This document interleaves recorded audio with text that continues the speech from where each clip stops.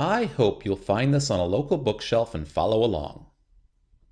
Anansi Goes to Lunch, as told by Bobby and Sherry Norfolk, illustrated by Baird Hoffmire. Everyone knows that Anansi the spider is greedy, but sometimes he even surprises himself. One day, Anansi was on his way to market when he saw his friend Hippo.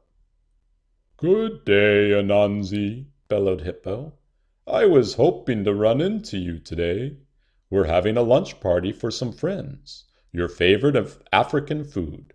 We're having pork roast, yams, rice and beans, and melon. Can you come, Anansi?" Anansi pictured the feast: pork roast, yams, rice and beans, and melon. His mouth watered. "Of course I'll come, Hippo, but I have some things to do before lunch. I'll tell you what." Anansi reached into his pocket and pulled out a long string. "I'll tie this string around my waist, and you take the other end. When lunch is ready to be eaten, just pull on the string and I'll come running, and I'll bring my appetite." "Good enough, Anansi. I'll be seeing you soon." Hippo and Anansi waved goodbye and went on their way. Soon Anansi saw his friend Elephant coming away from the market with lots of bags. "Hello, Anansi. I'm glad to see you. We're having some friends over to our house for lunch today, and we'd love for you to come. We're having American foods: hamburgers, hot dogs, French fries, and apple pie. Can you come, Anansi?" Anansi's imagination went to work. He could almost see these hamburgers and hot dogs and smell the apple pie.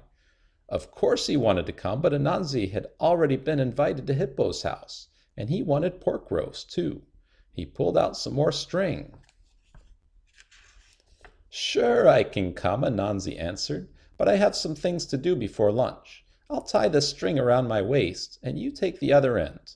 When lunch is ready to be eaten, just pull on the string and I'll come running, and I'll bring my appetite." "Good thinking, Anansi. I'll be pulling the string soon." Elephant went off with the string around his trunk, carrying all of his bags. Anansi was happy. 2 invitations to lunch on the same day, and his favorite foods. Anansi licked his lips and thought about those delicious meals. When he reached the market, Anansi saw his friend Zebra. "Hey, Anansi," called Zebra. "I'm having a lunch party at my house today, and I'd like for you to come. We're having Italian food: pizza, spaghetti, lasagna, and ravioli. Can you join us?" Zebra asked. He showed Anansi the food he had just bought. Anansi pictured pizza with the works and spaghetti and meatballs and steaming lasagna, and he began to drool. He couldn't miss this. Anansi reached into his pocket for one more piece of string. "I wouldn't miss it for anything," Anansi answered. "But I have some things to do before lunch. I'll tie this string around my waist, and you take the other end. When lunch is ready to be eaten, just pull on the string and I'll come running, and I'll bring my appetite." Zebra went toward his home, and Anansi began to shop.